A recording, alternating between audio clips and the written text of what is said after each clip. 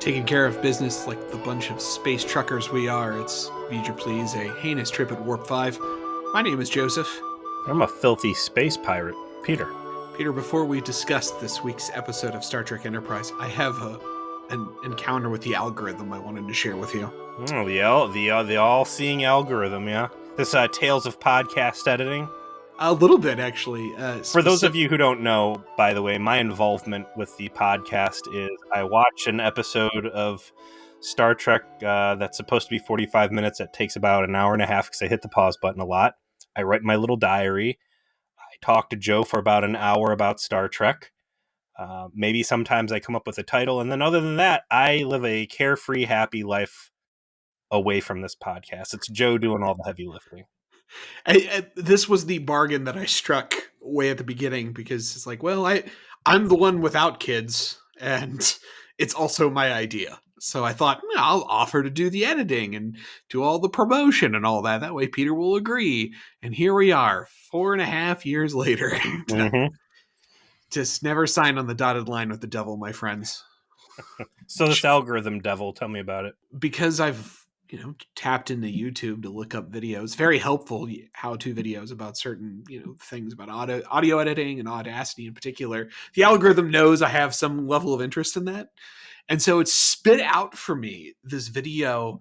I call it essay, maybe news article. I'm not quite sure exactly what genre to classify it is, but what it's like to produce podcasts for celebrities. Because as you, I'm sure, know, like everyone else, everyone has a podcast now. Sure. If you have an email address, you have a podcast. And this goes particularly for celebrities, particularly in that like B- to D+ range, who might be famous for one specific thing or might be somewhat minorly famous. And they've decided to cash in to the extent possible doing a podcast about that thing or adjacent to it. Which quick side on that, like if it's between seeing people pop off on Twitter at random or really getting a chance to like listen to someone talk, like I personally really enjoy the Bill Burr podcast. It's a valid career move for growing a brand, I think. Comedians are the kinds of people that can do very compelling podcasts because they're funny, particularly someone like Bill Burr, who's just fun to listen to, particularly when he's like doing long form stuff with like Joe Rogan. Sunny and Philly's real good. And the other genre that is popular is TV recaps, but done specifically by people who are involved with the show, right? We've talked a ton about Delta Flyers because we were covering Voyager and then they started doing the show behind us. There is an Enterprise version of that too. That's Colin Trenier and the guy who plays Reed, the British guy who plays Reed. His name suddenly escapes me. Dominic? Yes, Dominic Keating. But there's also everyone in this space is doing these shows, right? And the problem is a lot of these people don't know how to do a fucking podcast. And like you said, like your interaction with this is you watch the show, you sit down and you record and then you just like fuck off and somebody else handles that. But you actually care. Like you took notes, you're ready to do a show. We want to keep it to an hour. And you are on board with me trying to keep it simple. It's a 2-track recording. We keep it in sync the whole time. We're not trying to do I'm not your boss, and it's not that one of us should always have the right of way and the other person's just there to facilitate them.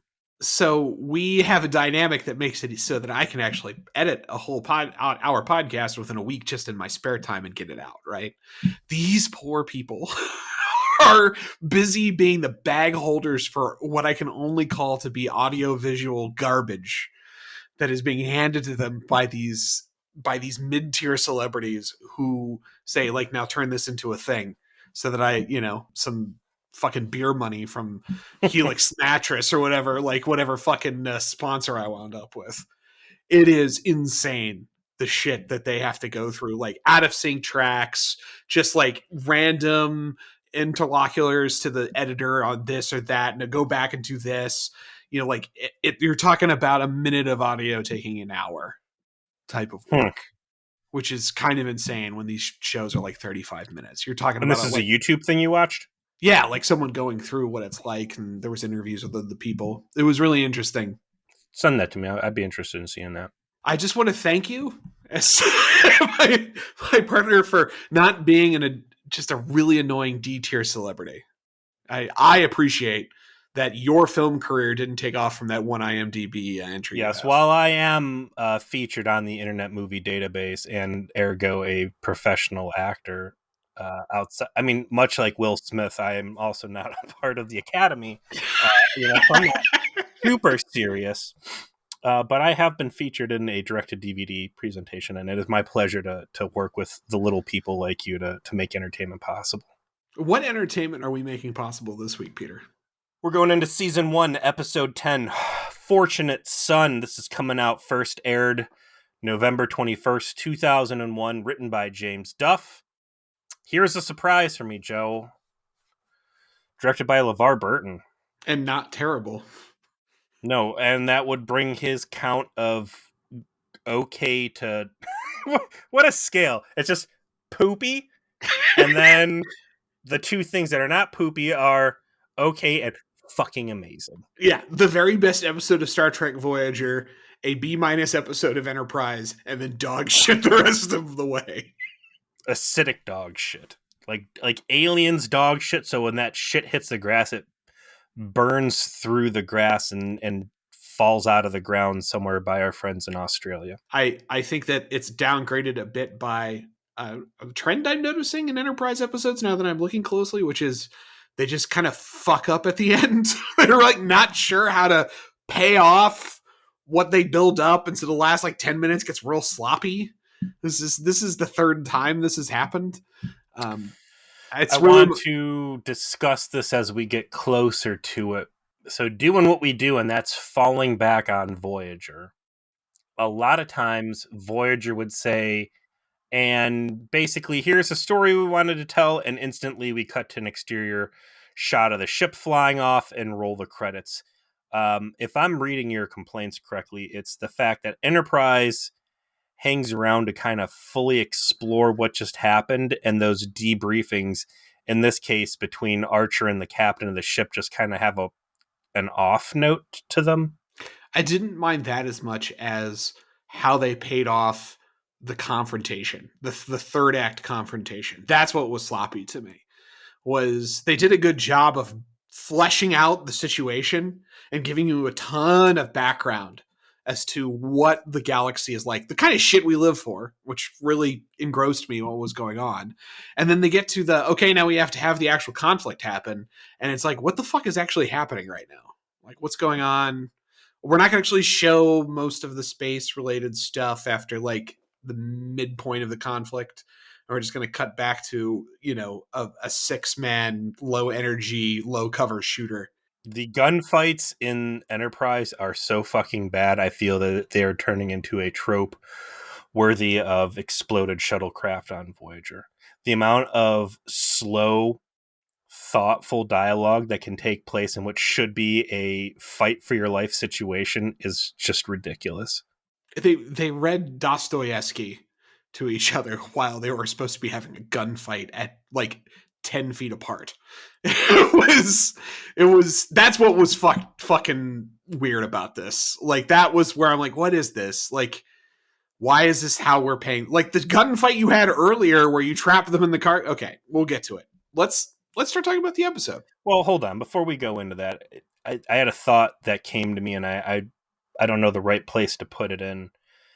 Some real shitty, underhanded stuff is going to go on in this episode. Specifically, trying to trap the Enterprise captain and most of his bridge crew in a kill box, in a literal kill box where you ambush them and you and your goon are presumably going to shoot them in the head in a fucking cargo hold, and then that doesn't go well. So you strand them in the cargo hold, shoot a hole in the wall, so like atmosphere is venting out, which I don't know if you saw Aliens Resurrection. Yeah, that's the one where the like queen gets sucked through the goddamn That's tiny that hole. Fucking like hybrid, nasty, half human, half xenomorph. Yeah, Delta P. Did you ever watch that training video? The most brutal of all health and safety training.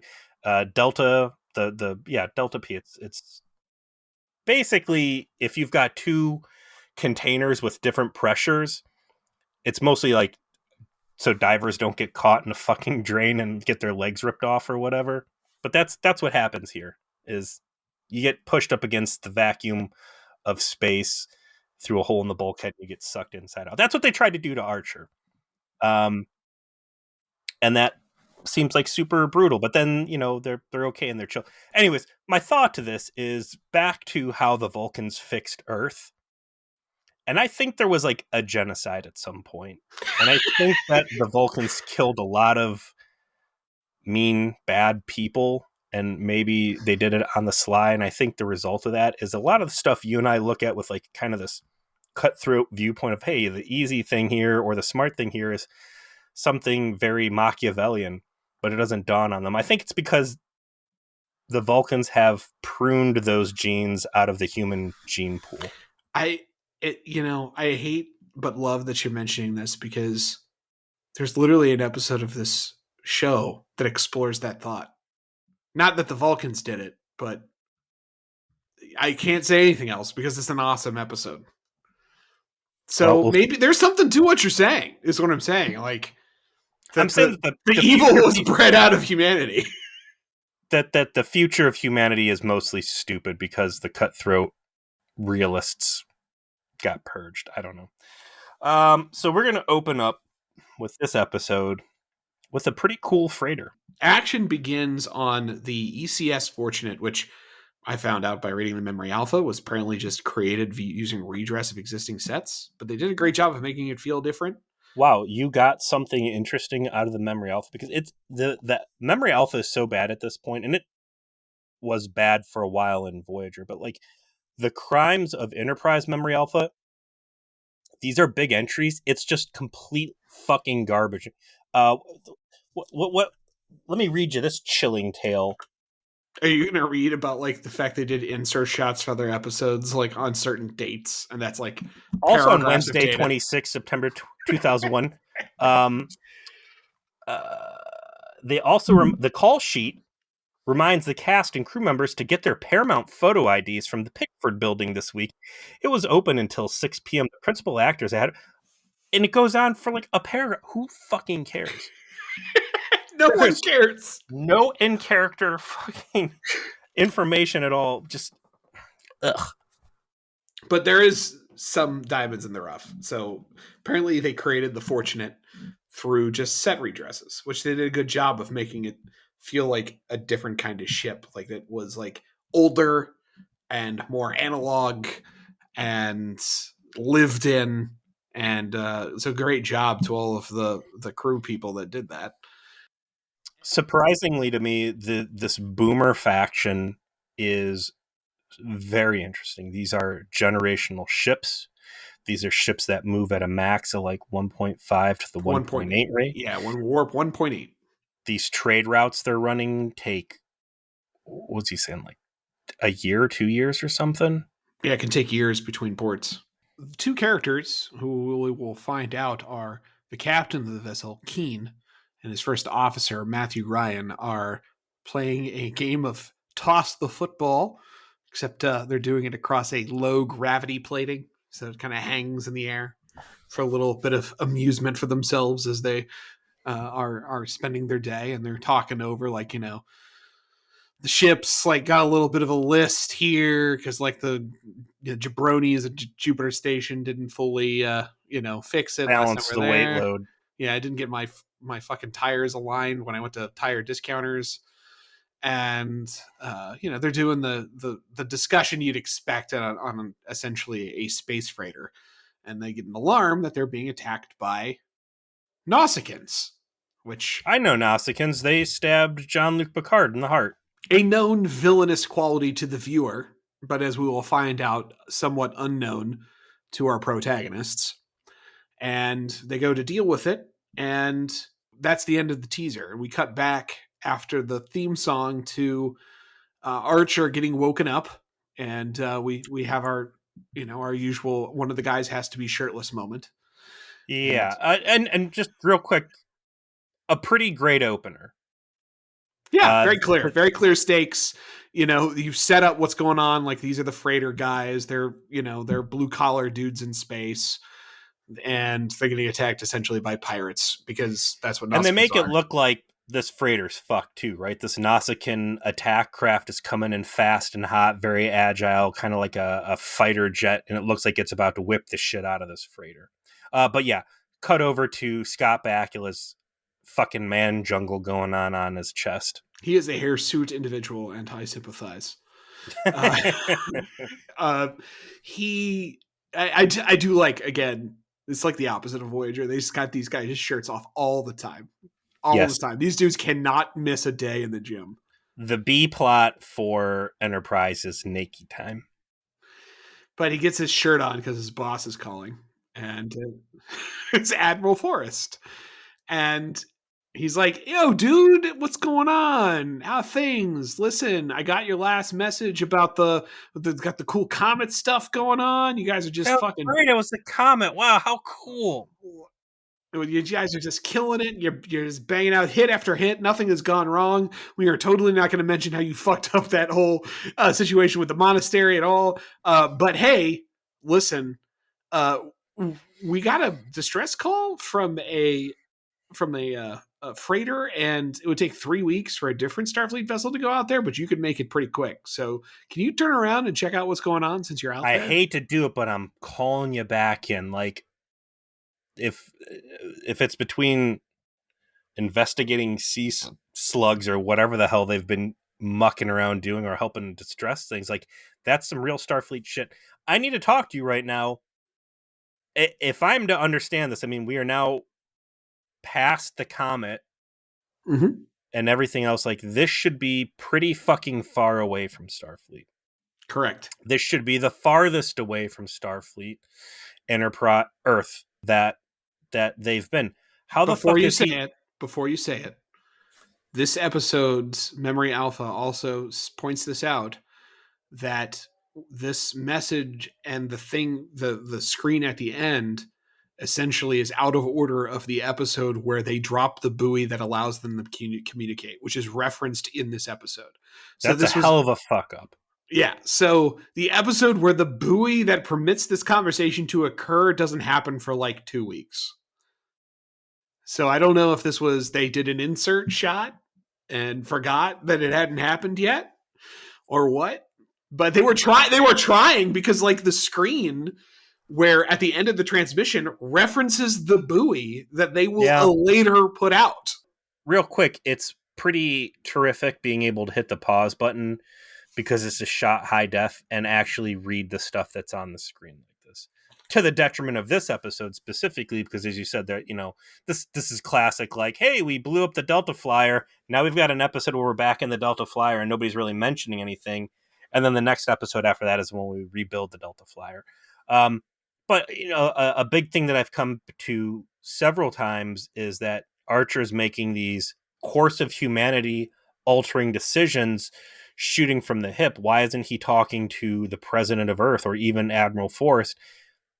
Well, it's because they can't do real-time communication, and here is a complete contradiction to that. So I obviously, there's nothing you can say about it being filmed out of order, but I think the explanation is that they dropped that in after they realized they didn't have a good scene to connect to why it is Enterprise was reacting to this, and they shot it and put it in the episode before they realized, oh, the buoy thing doesn't happen yet.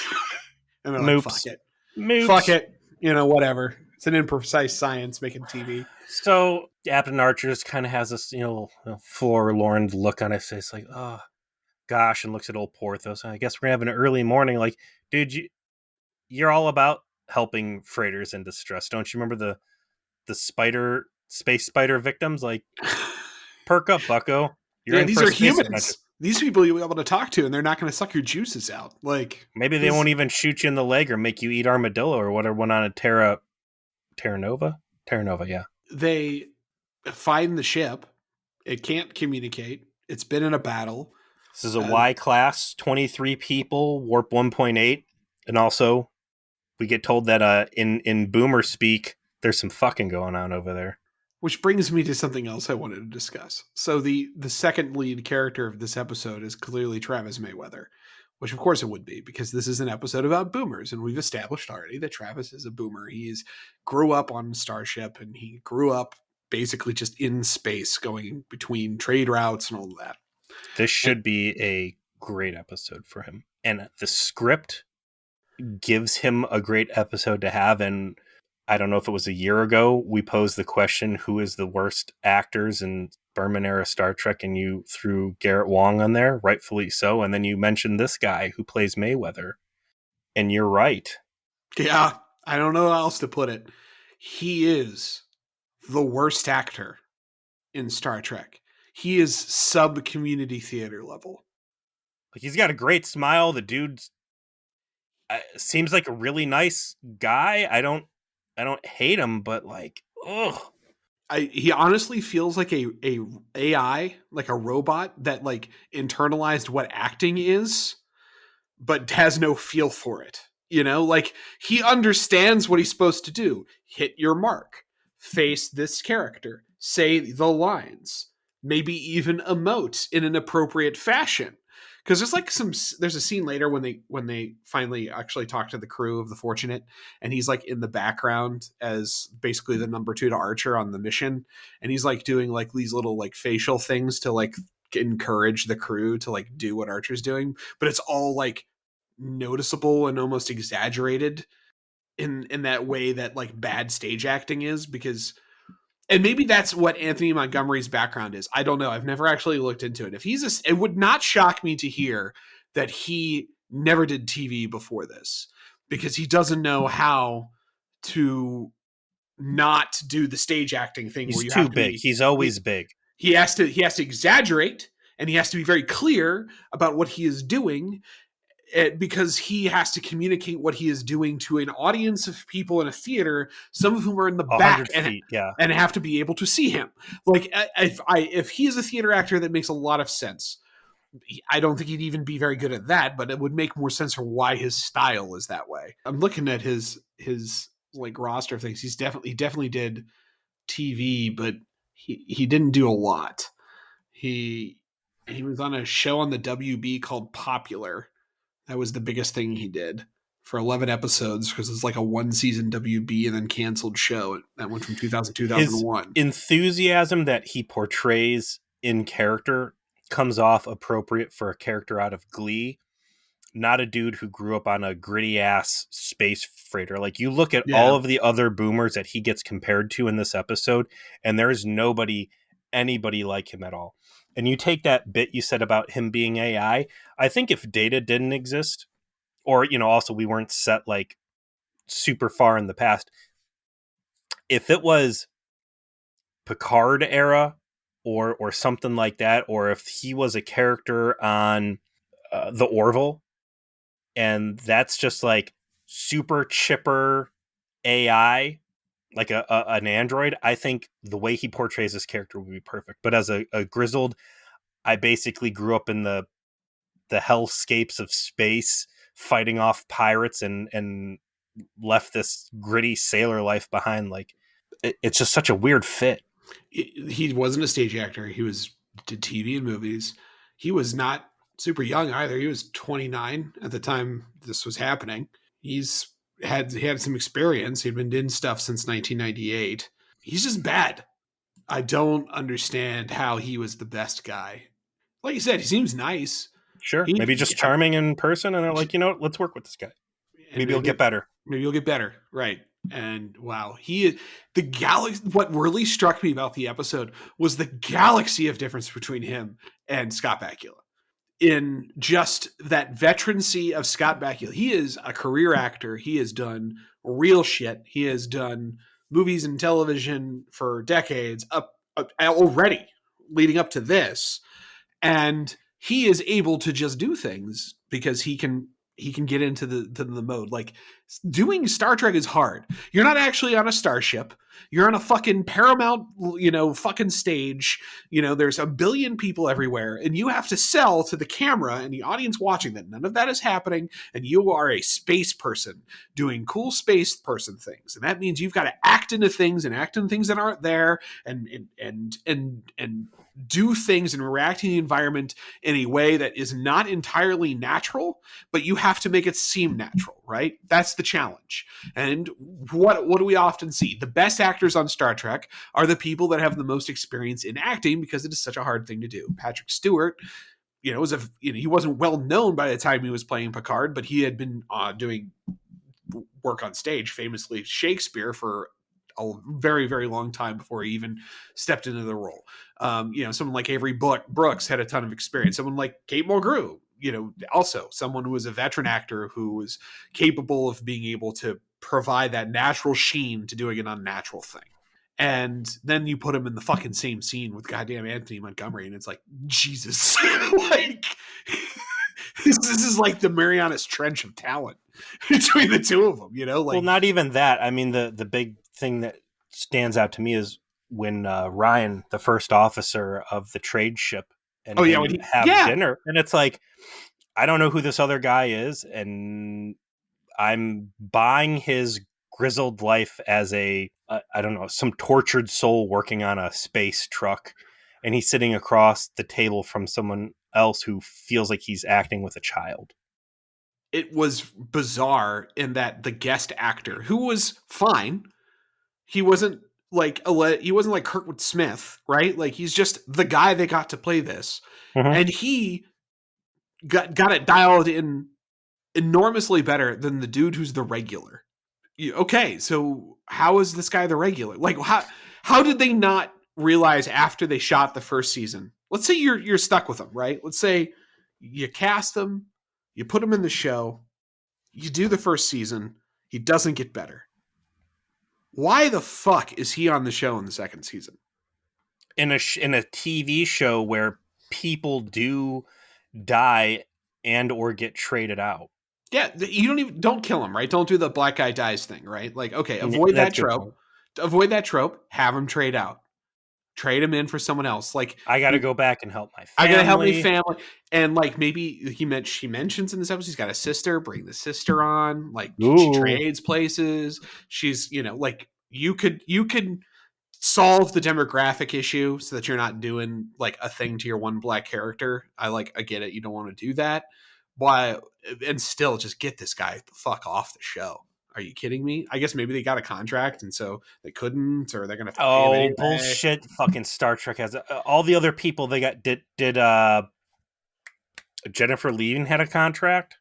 I mean, it might have been for 3 seasons, but again, the black hole of information surrounding her departure from the show. But two things to that. One is, I have to wonder what were things like for LeVar Burton working on this, especially with the amount of focus that's on Mayweather. If like LeVar Burton, because he had some, I always liked the Geordi LaForge character, and the older I've gotten, the more I've gravitated towards Geordi as just a fucking cool character, right? Yeah. And you can joke of that he's an incel and this and that, and because they've made him up to be bad with the ladies, but like, I always liked that character, and up until I really fell in love with B'Elanna Torres as a Klingon nerd, I think Geordi was my front runner for best engineer. But like, was it hard for this dude to sit there with Mayweather and be like, man, this guy, like, I would have killed to have dialogue trees like this, and instead this is how this guy's portraying it. Seeing him put side by side with Ryan, the other side, I don't even want to say it's the other side of the coin. Like, how could someone come out of this trader lifestyle and end up like Mayweather? But I think if you had a guy like Ryan, or Mayweather's behavior was more like Ryan, like, listen, I've been out in the shit. It's scary out there. Sometimes you got to shoot first and ask questions later. Trucker justice. It just that kind of almost what maybe Tom Paris was supposed to be, like a little bit of that bad boy. But the guy that's like, sometimes you got to slit someone's throat to take their space cookies, And like, he could have really been a better version of the Mayweather character. Could have actually provided a counter voice to Archer in a compelling way, which is what's missing in all their interactions. He comes off as this naive doofus instead of someone who can go to the captain and be like, listen, I know I actually did this. Yeah. I've been through this, and I'm going to tell you right now. And that's kind of what Chakotay was supposed to be for Janeway, was like, this isn't the Starfleet way, but this is the way I can tell you that we'll survive it. And then Janeway says, no, we're going to stick to principle. And by the end, they squeak through somehow, and you could soften them up and say, wow, maybe I should buy into this brave new tomorrow. But like, again, there's a lot of potential in this Mayweather guy, and it is absolutely being run into the ground. So that's 10 minutes on why this character sucks. Yeah, it was really the thing that stuck out the most to me. Like, and it's I think it was worthy of the digression. So, but they get to the ship. They have to basically invite themselves on because it's beat up. But Ryan and his dudes meet the captain, and I think it's Trip, Phlox, and Mayweather that go over. No, it's Phlox and Mayweather. It's not Trip because they have to radio back to Trip. And they get information hesitantly. They have to basically talk them into allowing them to assist, including that they fought the Nausicaans off after they tried to board, but the captain got clipped. And they say he's recovering, and Phlox is like, I am bound by oath to help this guy if he's hurt. I mean, I'm a doctor. I got to be better than what you have laying around. And they go, and he's like super fucked up by like a Nausicaan disruptor. I was like, you weren't going to let the doctor see him? Like, rude. It was always making me think like that the hidden agenda here was that Ryan may have killed the captain for being weak or something malicious, because the crew of this ship really pulls out all the stops to keep Enterprise as far away from the insides as possible. So I was expecting something a little bit more nefarious than we have a secret prisoner. Special shout out in this episode to the civilian clothes that these freighters. I mean, they've got their uniforms, but it's and I can tell you exactly what they are. Those coats, those are Dickies Eisenhower insulated jackets. I know that because I bought that for all the people in my company because those coats are awesome. So I'm glad to see Dickies is still alive and kicking in Enterprise era. The civilian clothes of the 22nd century are just mid 20th century casual clothing. It's like finally we have just arrived at let's not do anything weird, guys. I'm down for it. I like the grounded feel of it. We continue to have this ongoing plague of the Enterprise crew is stupid and requires exposition so we can fill the people watching at home in. And every time, well, we don't know what the Nausicaans are. We don't know this. Like, anything Earth has interacted with, you guys should be briefed on. You're supposed to be smart scientists. Read some goddamn books. I know we need to do it to bring the viewers up on what's going on. And looking back, I like the way they would do this stuff in Voyager, where Tom Paris was just a fucking moron and everybody had to explain it to Tom like he's 5. And it sucks because it makes someone look stupid, but you could make that dumbass just a random crew member in the background like, what's a Nausicaan? Oh, well, you see Timmy dipshit. Or you don't even have to do that. You could just have, like we were attacked by Nausicaans, and then Archer do the Nausicaans.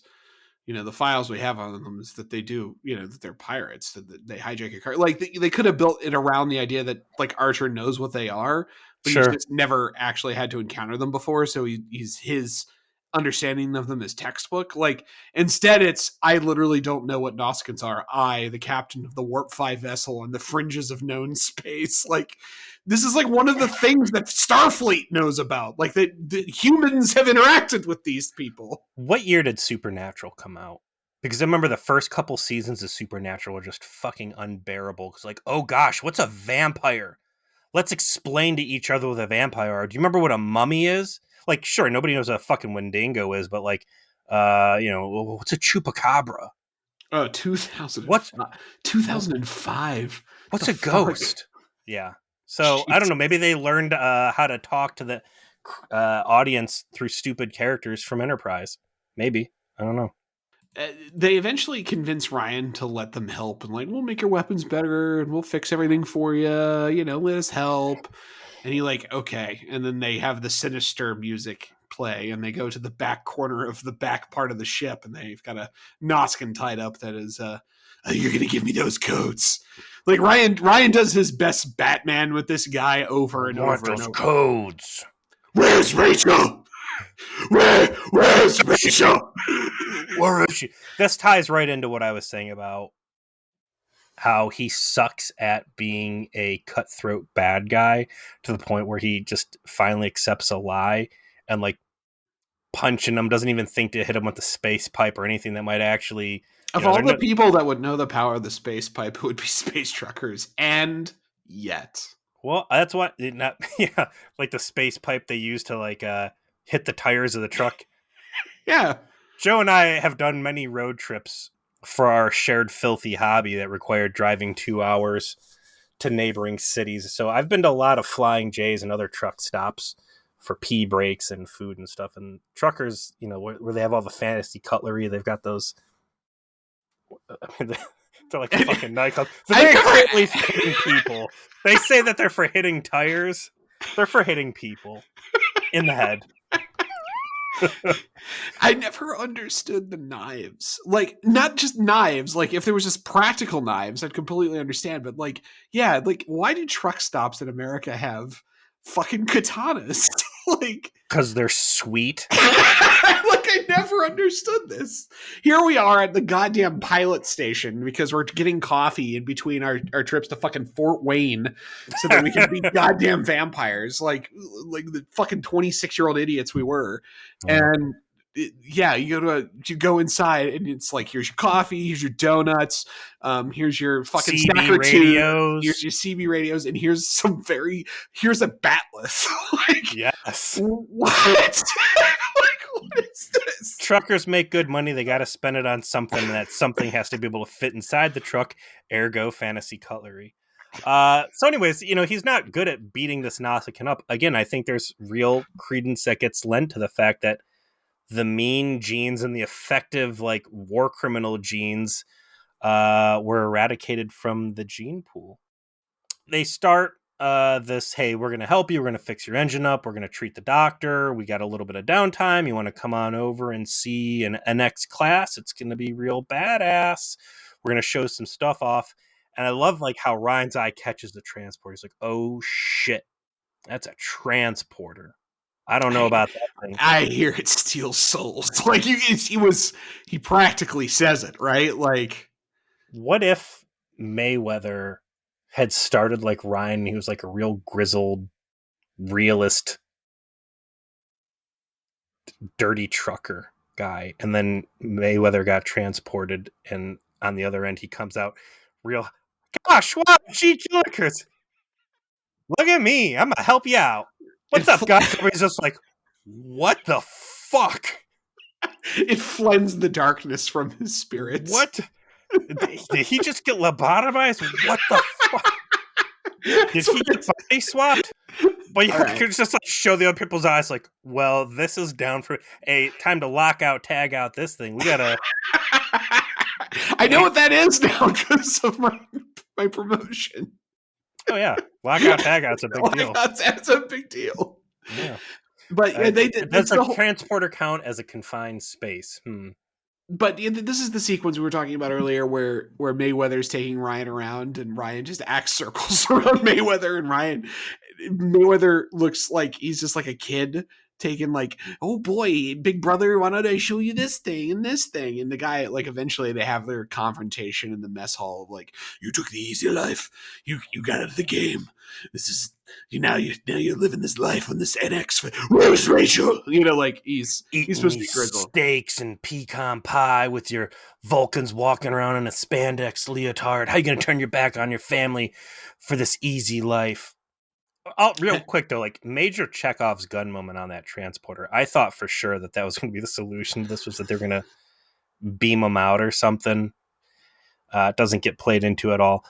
No, it's just, again, to be like, this thing is weird. They've spent a lot of time, everyone being like, I don't fucking know about this thing. Rightfully so. I love it. I love that everyone is like, this is some fucked up shit. I do not want my molecules splattered across the galaxy. This is evil. I played Doom.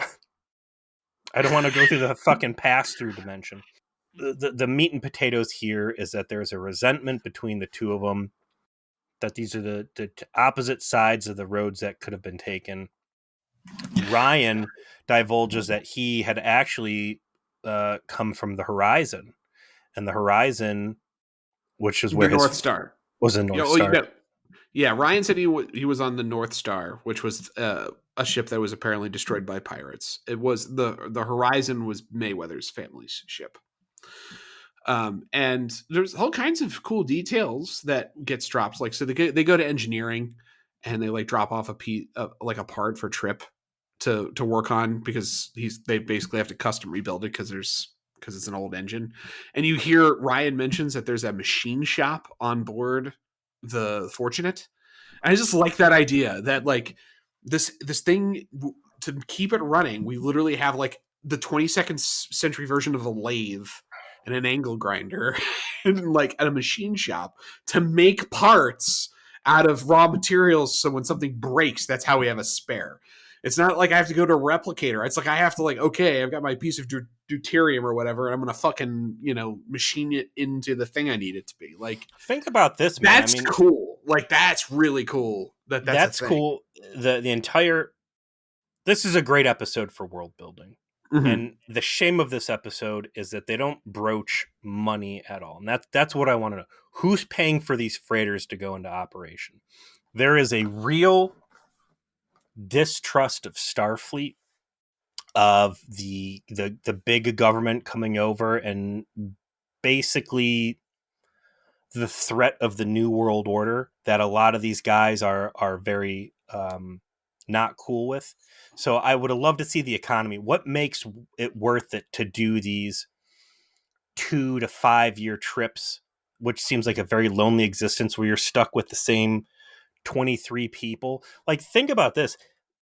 The longer runs, it's not hard to say that some of these transports could have been doing runs that were 7 years. Like, the time it took for Voyager to get home and all the shit that Voyager dealt with trying to get back to the Alpha Quadrant. This is just stuff people are signing up to be deep space, dealing with pirates and all the other horrors of space that I'm sure we don't really get to see how those guys died. And a big part of that scene in engineering is Trip being like, oh, here's the crown jewel of Earth, the Warp 5 engine. You're going to start seeing, your trips cut down, and what normally takes you guys 5 years, you could be doing in a couple months. And Ryan pushing back, obviously part of this old school. No, that's the fun, that's the life. And we find out that, yeah, his buy-in, he's got this traumatic thing he dealt with where his family died on the freighter, and rather than coming back to the safety of Earth, he opted to stick it out there in space. And they give you like the non-economic argument of like, we like being out here proving ourselves, like being on the edge, doing man shit, I guess would be the right way to characterize it. Sure. But yeah, I wonder if there was just some ambiguity in the series Bible at this point. Like, is there money on Earth? Is there standard economic activity on Earth? What does that look like? They probably didn't know, and so they just ducked the argument because they didn't want to contradict things or create like a paradox for themselves. They just don't want to talk about that issue. And let me say on the record, that's the right call to make. I would have liked them to talk about this stuff, but I certainly respect the fact that they're like, money doesn't really fit in well to Star Trek. It's hard to explain how all this shit works, and rather than pour sand all over these gears and just grind it up and make it shitty, we're going to duck it. Because when they do show that kind of stuff in Picard, it looks awful. It was terrible. And it causes fucking problems. So yeah, I'd really like to see the economy stuff. I respect their decision not to go anywhere near it, because it's just, they're two incompatible entities. So we have like, T'Pol's barely in this episode. She basically interacts briefly with children while interacting with Ryan's number 2. Doesn't really matter. Scene doesn't matter, except that there's adorable children on the ship are proceeding with their mission to help the Fortunate get ready. But that's when T'Pol's investigating finds out that, there's one additional life site on the ship, and it's a Nausicaan. And eventually this leads to a confrontation between Ryan and Archer in Archer's ready room, where he basically threatens Ryan with stranding him in exchange for allowing him to search his vessel without a warrant. Like, there's a clear, you don't have jurisdiction here. You can't actually make me do things. Super interesting. And this is something you would never encounter in Next Gen, where there are Earthlings who say, you have no authority over me. And Starfleet says, you're right. Because everything up through the 24th century, the New World Order has taken over.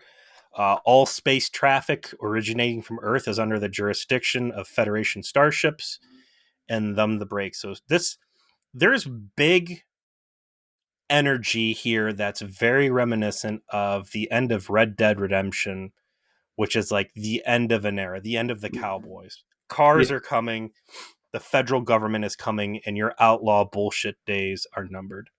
Particularly the first game is kind of the death of the West is the theme. The second, because it's a prequel, is a little less deathy of the West. Like it's still in the air, but the best part of this scene is like Archer's like, okay, I know how I can butt myself into this.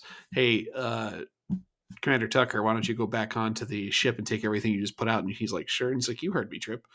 And Ryan says, you wouldn't do that. And they go for a real close shot on Archer as he's looking away from camera. And he looks towards the camera and says, watch me.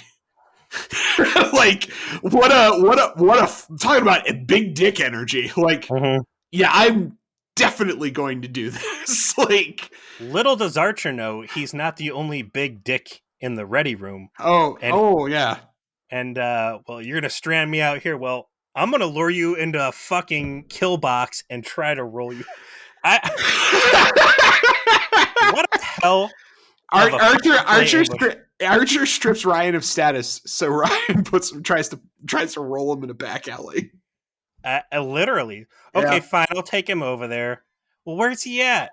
Oh, he's here. Here? No, way back in the corner. The way back. You told me you put the Harpy and Torpor around the corner. I'm here to unstake him. So it's the God. What's the security guy's name? I always want to call him Dominic. It's not. What Reed. Is it? Reed. It's Reed. Is T'Pol in there?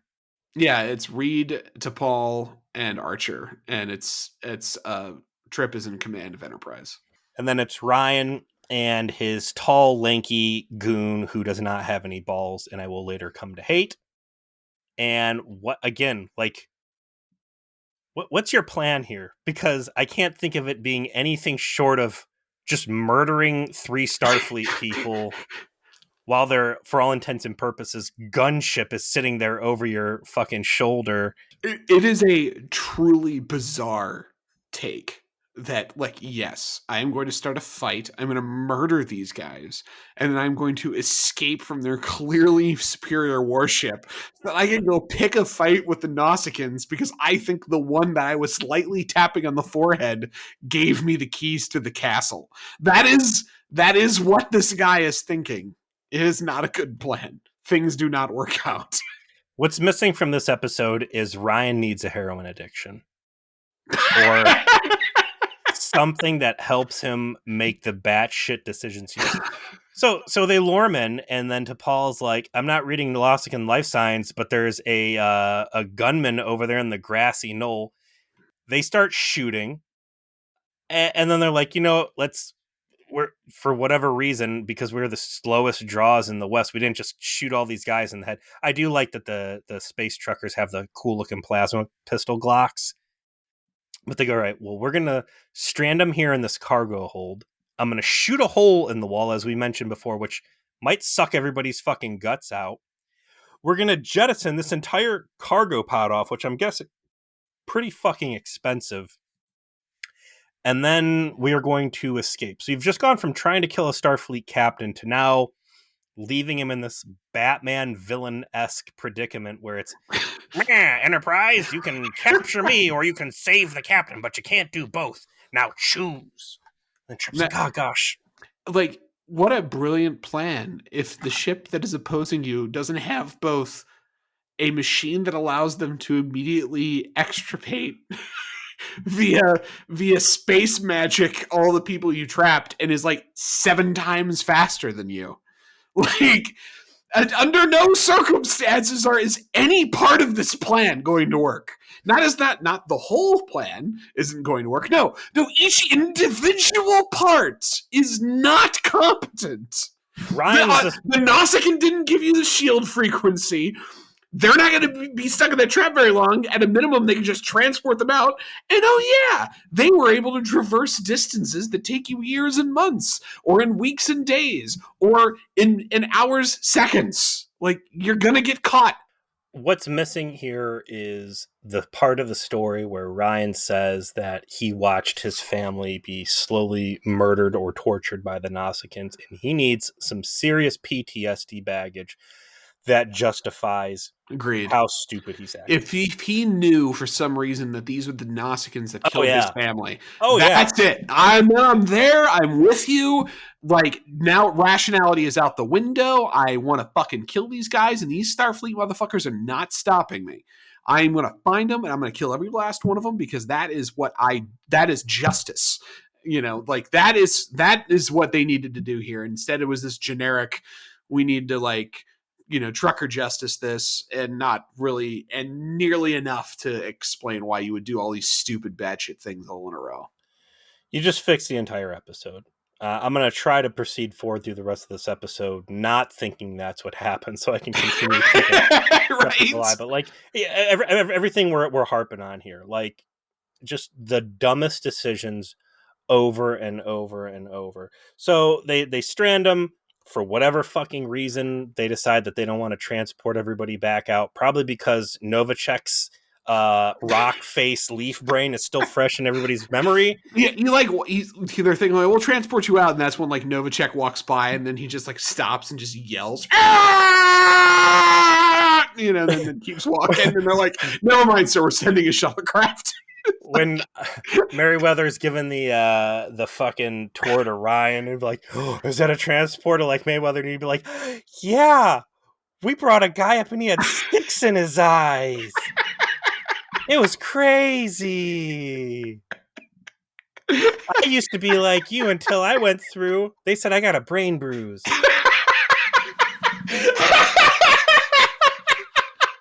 Sorry, that was really good. So they go, okay, well, we gotta scan for the fucking warp tailpipe signature, but also not just shooting on the fucking the captain, like the freighter flat out is shooting like plasma cannons at Enterprise. Yes, everybody is complicit in this fucking act of I don't know, insurrection, war, treachery, treason. Call it what you will, but like, shit's real. Damn, they hit our long-range shield or sensor, so we can't find exactly where they are. And the Mother's like, no, I know where they're going. They're like going for those Nausicaans. It's equivalent of getting pulled over by an M1 Abrams tank and shooting at it with a 9mm. Like, yeah, what are you doing? Like, son, what are you doing? Like, just stop. So now we're gonna get to meet the real tall bitch. Ryan keeps it real. He's pretty hardcore. He's got a mission, but the only other real crew member that we're going to get introduced to, other than the captain who's been laid up, I don't even know if this guy gets a fucking His name is Shaw. Shaw. Yeah, T'Pol. He gets his name from an interaction with T'Pol. I don't know what we're doing out here. I don't think this is right. He gets slammed up against the wall. I need to know that I can count on you. Can I count on you? Yeah, I guess. No resolve on this guy, minus the fact that he just, again, because he was in there shooting at our. I just tried to help you kill 3 fucking innocent Starfleet dudes. Now all of a sudden I'm getting fucking cold feet. Like, too late, buddy. Ride or die. I don't know if circle of violence and all that crap, whatever. So they fly to where they think that the Nausicaan ship's gonna be. And they scan and they go, oh, that's the guys. I know that hull signature anywhere. Let's go get them. Let's go take our fucking freighter over there and start some shit. And then the freighter goes around the far side of the asteroid. They find out they're in like the Pirate Bay. There's 3 more of these fucking things. They found the mob nest. And they're like, well, don't worry. We already know their shield frequency. So let's shoot them. And they don't know the shield frequency because the Nausicaan didn't fucking tell them. And so now they're like getting outgunned and they're all completely fucked. And the Nausicaans are just going to take the whole ship. And he's like, let's stay and fight. We've beat them before. I want to jump back to what you said about all those adorable children. That's another big part of this that's missing. You are on a freighter, not a warship. You got fucking kids all over this thing. Like, no point does anybody say, hey, listen, we got families. There's little kids. And what do you think the Nausicaans are going to do when they when they disable us and board us? Again, this guy needs something to really bridge the gap of insanity of this. Let's hang around and fight. What's the worst that can happen mindset he's in? So, the scene where like Mayweather questions if they should be involved happens here. It's we've already talked about it, so I'm just going to gloss over it real fast. The intention is like maybe we should involve ourselves in trucker justice, and then fucking Archer gets to be the guy to say, yeah, maybe we shouldn't allow people to murder each other anymore. Maybe we should stop that. Maybe we should provide some civilization to this Wild West. Might be Maybe good. we're getting real about our space program now, and we shouldn't let some fucking cowboy truckers dictate what our galactic policy with other alien races is going to be. So we need to start holding people accountable and knock this shit off. But Mayweather's side is just so flimsy. Oh gosh, all right, like there's really no firm presentation of like this isn't our business. This is the way it needs to be. And It's like, of course, Archer's position is going to be better there. Like, look what he's up against, right? Like, even if Mayweather came with a fully formed perspective in the script, which I don't think the script necessarily gave him, he's very unsure when he comes into the conversation. I don't think like it was potentially defensible within the scene by if you're going to put him up against Bakula. Like, I also think crush him. The line that needed to be there from Archer was, we've moved past war and revenge as a species. Once upon a time, maybe this would have been acceptable, but we have made a decision post World War III nuclear holocaust that humanity is going to reinvent itself, that there's a brave new world tomorrow, and that it is our obligations to realize that. And taking a fucking freighter full of truckers to go hunter-killer missions does not fit into that plan. They determine where the space fight is happening to go to intercede. We get like the one and only time in the early parts of Enterprise where like apparently the NX-01 is actually well equipped to fight, because apparently the Nausicaans suck even worse. Yeah, what a rough fucking place for the Nausicaans to be in the galaxy. How many space spiders do you think have tore their asses up? I do think it's interesting. That's why they pick on truckers, right? Like, it makes sense. It's like that's all they can get. Lose to truckers. Like, how much do you guys suck? I thought the Nausicaans were like fucking badass warriors. These dudes, realistically, I think would get their asses handed to them by the Kazon. Oh god, no doubter. Kazon would fucking rule these dudes. Yeah. Also, Nausicaan's not nearly as... Maybe it's just because, like, the last time I thought Nausicaan was actually a nemesis with, like, those scary-ass predator super Nausicaans. Mm-hmm. But these guys don't... And also them dressed in, like, leather coats. They look like extras from a fucking Mad Max movie, and not one of the good ones. Yeah, so as we look at all the things that are different in the old-timey days, no red alert. Not a thing yet. Does that become a thing? Yeah. There's a whole episode about it. I mean, you just keep hitting these things like, oh, I noticed this. Like, yep. That's correct.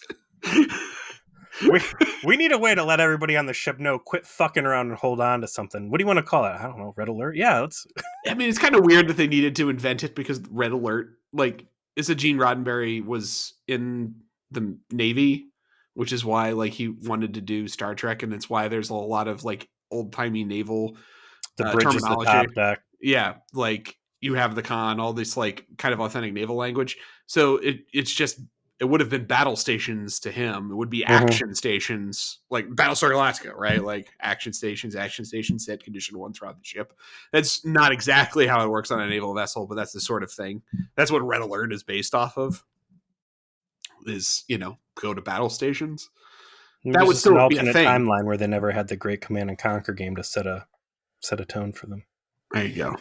What will happen is the freighter gets its ass kicked, and they get boarded by 4 guys who also come back into one of these cargo hold rolling rooms and get into the world's what is the worst gunfight prior to this? I'm trying to think. Oh, probably the fucking Andorians on the Vulcan monastery planet. That was a real bad firefight, right? It was like a firefight like from Police Story where like Leslie Nielsen is 3 feet away from the other guy and they're both like below cover shooting at each other. Although now that I'm thinking about Civilization, they had the big gunfight out in Times Square, which is also super low energy. Take your time. Enterprise is just a collection of stories featuring the worst gunfights ever. There's going to be a point where there's a really good gunfight, and you're gonna be like, "What am I watching?" The book that's written about Archer's career is like one shitty gunfight at a time. The journey of the NX-01. Is that going to be the name of our this podcast? One bad gunfight at a time. I like that. Let's do it. But they have enough time in this shitty gunfight to have this extended conversation over the comm about how he needed to give up the prisoner so the Nausicaans would leave him alone. And like they have an entire philosophical breakdown while the bullets are flying in between the chest high walls and the fucking barrels. It's so dumb. It's like an after school special. So the Enterprise ends up getting in a fight with the Nausicaan raiders that just start shooting at them arbitrarily. The leader Nausicaan guy is the one kind of brokering like what the option is here. And I don't know enough about Nausicaans and like their honor system or whatever, but I found it real flimsy that they're like, just give us our dude back and everything's cool. I don't know, maybe I'm thinking too much Klingon, but then be like, fuck it, we're gonna die in glory of, or Kazon too, I guess. We're gonna die in the glory of battle, and also here's a real ship worth pirating. We're gonna take the NX-1. No, give us our guy back, and we'll leave you alone. Well, let me try and talk this guy off the ledge here. I thought they were just gonna again beam them all out of there and save the day with the power of technology. But then Mayweather starts talking. And you get more of this awful line delivery where Ryan's like, dude, shut the fuck up. What do you get off the phone? And he says, shut up and listen. I don't give a damn about you anymore, but I care about. And I'm just like, oh my God. So they talk Ryan off that ledge, and Ryan lets a Nausicaan go, and then everybody's cool, and they all just zip off. Again, weak, whatever. Hey, jump forward a little bit. Now the captain's awake and he's trying to pal up Archer, who's being a total dick, refusing to have some fucking, I don't know, some sort of special space whiskey. Yeah, so the coda is something you mentioned previously, which is this kind of awkward, almost out of place conversation where a character that barely was in the episode before now was the captain. He was just in the teaser and then this is scene essentially. And they kind of like wrap up the story telling part of this, like all the world building of like what it's like out there, and that the Ryan is going to be reduced to just he's not going to jail for any of his many crimes. He's just gonna like have to scrub the fucking plasma coils. Like he's being punished 3 with generations of I'm third generation space trucker, and it's a hard transition into this new world, and we're going to be seeing a lot more of these NX class out there, Starfleet's growing. That's where you start. There is again a real solid thread in this of the expansion of essentially the federal government into the private sector, and that this way of life and that the frontier is gone, and that there is going to be a new way of doing things. And there are a lot of people out there that are not okay with it. And I hope that this is something that they explore more, because I think there's a lot of potential for some really great storytelling here, seeing how these people who are maybe don't even consider themselves Earthers anymore, right? They were born in space. They live in space. The captain's got some cool world building that the isolation is so real that these guys get extremely territorial. And if anybody gets within, 10 light years of the ship, that it creeps them out and they start acting funny. Captain seems like a good guy. I like the fact that the captain was clearly born on Earth, but he's kind of has this outsider viewpoint on how these spaceborne guys can get these boomers, right? And again, just I'd almost like to see him be a reoccurring character somehow, and Archer take him up on that whiskey offer down the road. But yeah, unfortunately, Scott Bakula has Swiss cheese brain before he quantum leaps out of the end of this episode and forgets that, this Ryan dude tried to fucking murder me in a back alley along with two of my good friends. And also, your doesn't ship even bring it up. fired. You could say, well, okay, they attacked the Enterprise. They were never going to win, and that was just, silliness. But, dude tried to shoot me in the fucking head with a plasma pistol. Sorry, he's coming back in the brig. I like the world building part of the conversation, so it's probably why it's doesn't stick out as bad to me. But yeah, just the fact that this guy gets punished with demotion and having to do shitty jobs for the rest of the trip, and that well, it's harsh out here, and Archer's I just want to be done with this, and then just leaves. What I would like to see awkward ending. It is an awkward ending. Enterprise fly off, and then Ryan look at the captain and be like, I'm still the first officer, right?